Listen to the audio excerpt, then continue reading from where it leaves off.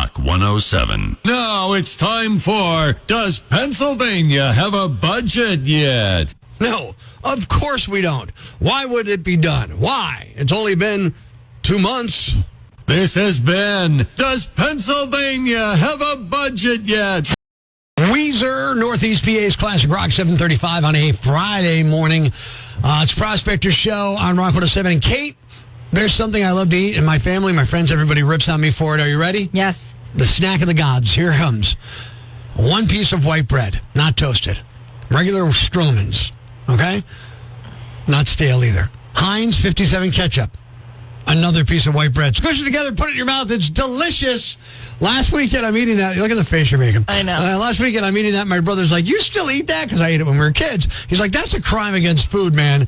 That's what we want to talk about this morning, right? Yeah. Crimes against food. What are your crimes against food? Open mic, Rock 107 app, 1-888 Rock 107. What do we got? Devin from your Facebook. My ex-husband used to eat mustard on his hard-boiled eggs. Maybe that's why I divorced him. I do this. I do this. And I'm not married, so I'm a little nervous now. I'm going to tell you this right now. I don't need anything with the word turd in it, so no mustard for Prospector. Out of the rock lines, what are your crimes against food? Rock 107. How about bologna and grape jelly? Oh, that sounds terrible.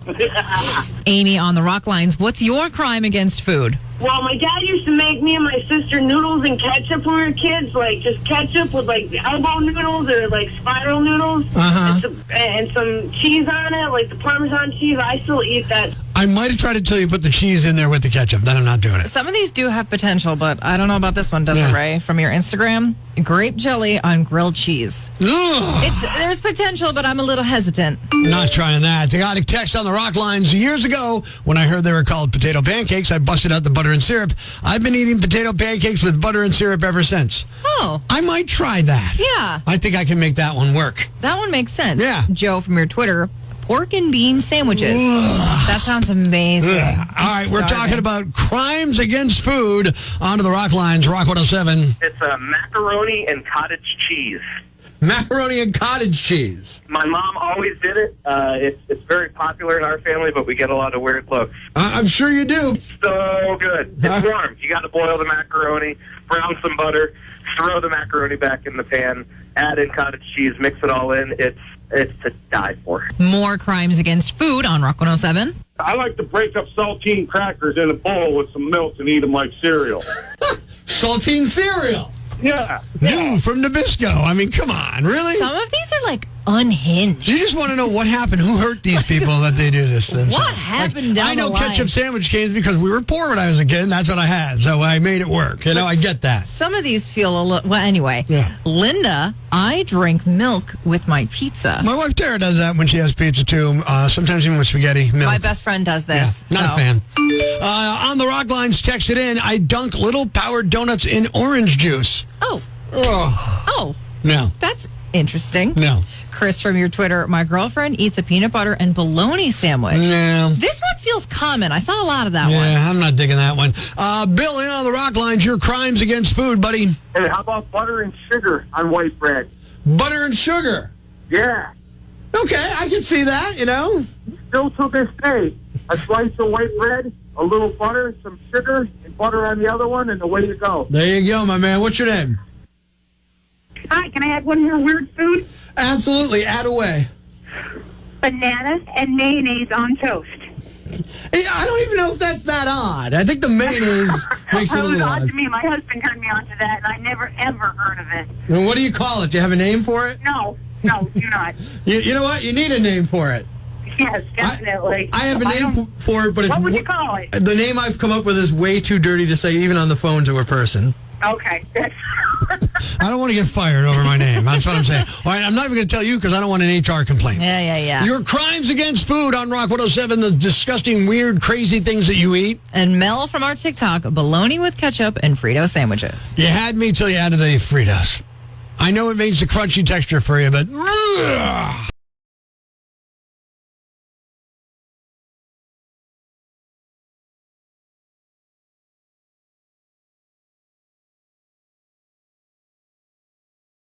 Life's pretty tough right now. There's plenty of bad news, but it's not all bad.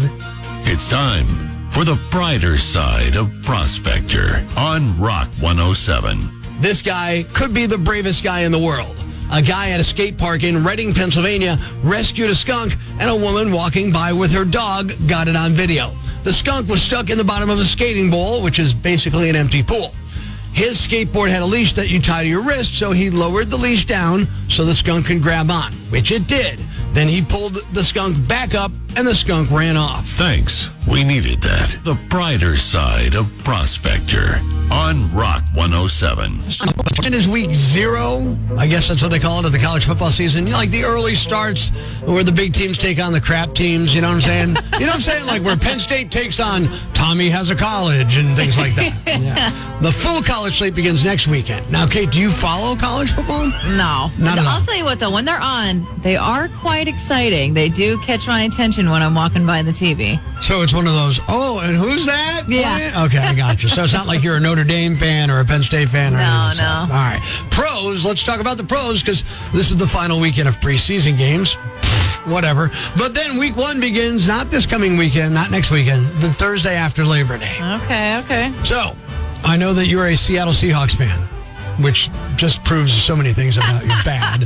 How are the Seahawks going to be this year? What do you think? Who knows? It's such a loaded question because, like, seriously, who knows? And I don't follow them that tightly. I'm not watching them with that close of an eye. But I'll walk into work and someone will be like, those Seahawks. I'm like, I don't want to talk about it. All right. I feel like my Rams will be okay this year. Oh, definitely. I think they're a pretty good offense. Defense is pretty good. Let's talk about this. Football fans start to disappear from hangouts unless you're watching the games with them. Does that happen to you? Do you have friends who are like all of a sudden you don't see during football season? Actually, this week, a lot of my guy friends are coming in to make their own draft. So all the girlfriends are going out and doing their own thing. Gotcha. They're doing a fantasy football draft this week. And I'll tell you what, we all converge for the very first day of football and we all hang out and watch it together. So I'm there. I just don't know what's going on.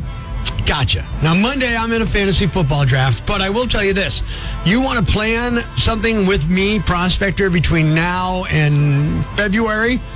Better make sure there's not a Rams game on first. Because I don't care what it is. Wedding? Sorry, Rams are on. Christening? Sorry, Rams are on. Funeral?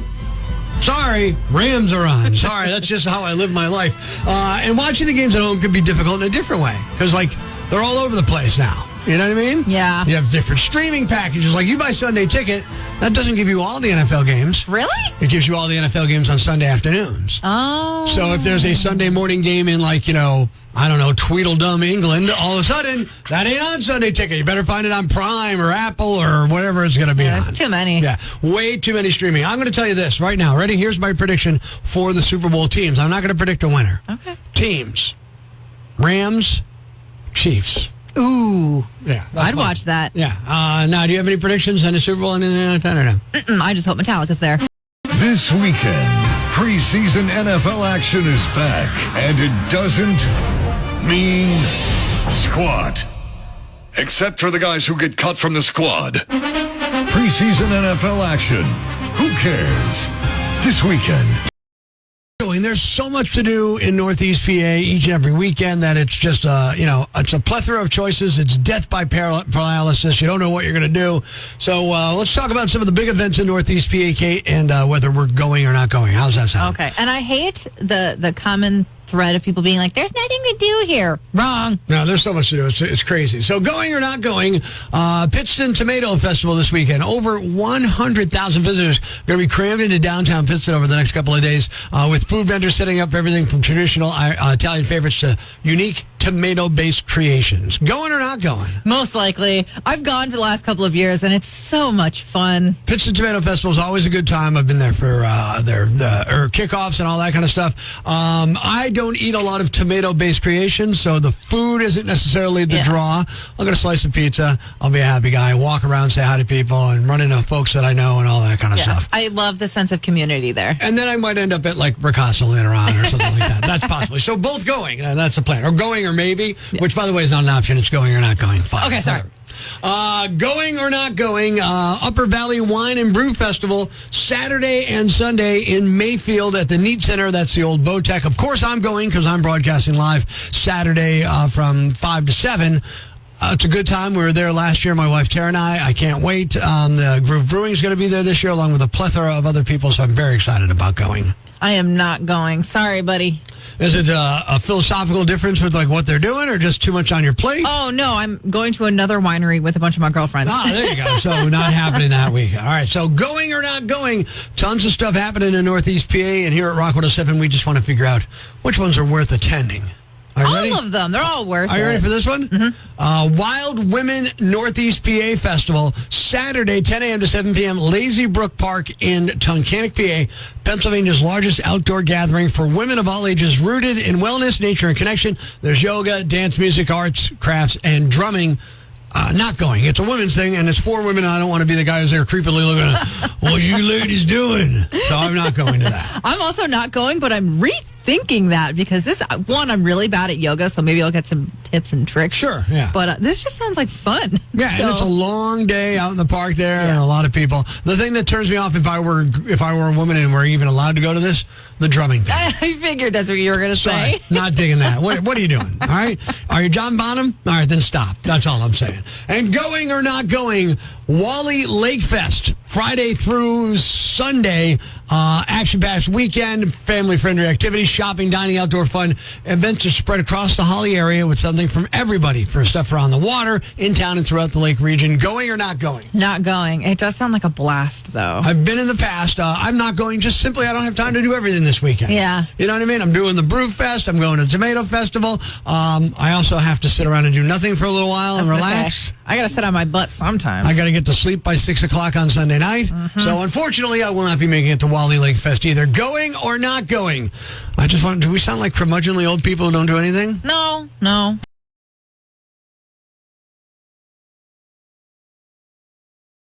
The following rant may cause you to pull your hair out, scream at the radio, punch the dashboard. Complaints should be addressed to Loudmouth Yambag at rock107.com. Hey, I'm Rock 107's Prospector, and here's what's got me jacked. Have you ever come across these geniuses who think they're doing you a favor by playing traffic director from the cozy confines of their tinted windshield fortresses? You know, the people who refuse to give you a friendly flash of the headlights to let you know, hey, buddy, go ahead, take that left turn. I'm feeling magnanimous today. No, instead, they're doing some type of interpretive dance inside their car, waving frantically like they're auditioning for a low-budget community theater production, and you can hardly see them because their windshield is tinted darker than a black hole. I'm stuck there, sitting in my car like some character in a Samuel Beckett play waiting for Godot or the traffic director to finally acknowledge the existence of the turn signal lever that controls the high beams. Do they think they're being chivalrous? Like they're the modern-day knights of the asphalt, guiding us mere mortals through the treacherous journey of left turns. Newsflash, Captain Courageous. We don't need some complex semaphore signaling. Just a quick flick of the headlights will do. And let's talk about these tinted windshields for a second, too. Who thought it was a good idea to tint the glass from the outside? I know it helps with sun glare, but that's why we have visors and sunglasses. Are we living in some dystopian future where common sense is taking a backseat to unnecessary complications? It's like trying to decipher Morse code through a foggy bathroom mirror. I'm there squinting, trying to figure out if the blurry figure in the car is doing the Macarena or actually telling me it's safe to make the left turn. The audacity of these people. They're not just content with not signaling their lights, they're waving like they're conducting an invisible orchestra. Dude, is that ASL or are you having a medical emergency? I just want to know if it's safe to make the turn and not play Frogger with oncoming traffic. So here's the deal. If you're one of these self-appointed traffic directors, you want to let people go and all that, do us all a favor. Save the theatrics for Broadway and just give a quick flash of the headlights. It ain't rocket science. It's common courtesy. The roads will thank you, and I won't have to sit through your one-man show every time I need to make a left turn. I'm Prospector. I'm for the people. Who's with me? I gotta go crazy, man! Ever see the crazy guy screaming at the wall outside the Times building? Where does this rage come from, my son? Tweet us with hashtag I found Prospector and we'll come and get him. Prospector, mornings on Rock 107.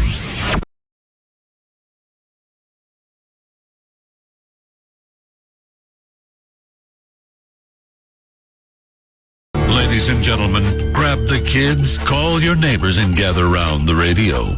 It's now time to announce the winner of Prospector's Yam Bag of the Week, as decided by you at rock107.com. We uncover the most baffling, ridiculous, pathetic, cockeyed, laughable, preposterous blunders in the world of misdeeds.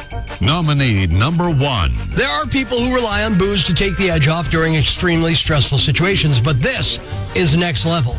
A 51-year-old man in Tennessee named DeCarlo Pitchford shot his wife last month. There aren't a lot of details on what was happening, but the wife told cops she was blocked from leaving her house. When she tried to get past him, DeCarlo shot her in the abdomen and said, "I told you, stop playing with me." She needed medical attention, so he drove her to the hospital, but he took his time and even stopped for beer on the way. He was charged with second-degree attempted murder, domestic assault, and felon in possession of a firearm. There's no word on the wife's condition, but she's cooperating with police, so she survived the attack at least. Nominee number 2. They say you can learn anything on YouTube, even this. 2 teens were arrested in South Carolina after stealing a train for a joyride. The minors broke into the railroad facilities in the evening, started an engine that was connected to 2 others, and drove it around the yard before taking it down the rail toward a neighboring town. They reportedly went on YouTube to learn how to start the train, but they probably should have watched a video on stopping it, because on the way back from the joyride, the track switched and they ran into several cars on the same line, forcing one of them to derail and causing significant damage. The minors were charged with burglary, grand larceny, malicious damage, and willful destruction of railroad property, and injury to railroad. Their names and ages haven't been released. Nominee number 3. Heading back to school can be a stressful time of the year for kids and for teachers. A middle school teacher in Spring Hill, Florida is facing charges after he apparently got drunk between classes and crashed his car into a fence in the school's parking lot. Campus police officers found 32-year-old English teacher passed out behind the wheel of his car, and it was still in gear. It happened around 11:35 in the morning on the second day of the school year. They thought it was some kind of medical issue at first, but then they saw a bunch of single-serve alcohol bottles in the car next to him. He refused to have his blood tested at the hospital, but a cop noted he smelled of alcohol. Cops posted about it on Facebook. Several people left comments saying they're shocked because he's an excellent teacher. They charged him with driving under the influence. He also had a DUI back in 2014. Nominee number 4. A mother was arrested after authorities found a gun in her child's book bag during the first week of school. The child, unaware of the firearm, opened their book bag and informed the teacher immediately, who notified school officials and the sheriff's office. Deputies confiscated the weapon and placed the school on a secure status, allowing classes to continue while restricting entry and exit. The investigation revealed the parents lived separately, and the mother, identified as Sierra Bronner, had placed the gun in the bag for the child to return to their father. Bronner faces charges of child neglect and providing a firearm to a minor. The Florida Department of Children and Families is also involved in the ongoing investigation. And the winner is the Florida mom who packed a gun in her kid's backpack at school. Yeah, great parenting. You are the Yam Bag of the Week. Keep it here for all the nominees for Prospector's Yam Bag of the Day, weekday mornings on Rock 107. Rock107.com or the Rock 107 app. A free download for your Android or iPhone. Subscribe to the podcast on Apple Podcasts, Google Podcasts, Spotify, Stitcher Radio, or wherever you get your podcasts so you never miss Prospector's Prime Cuts.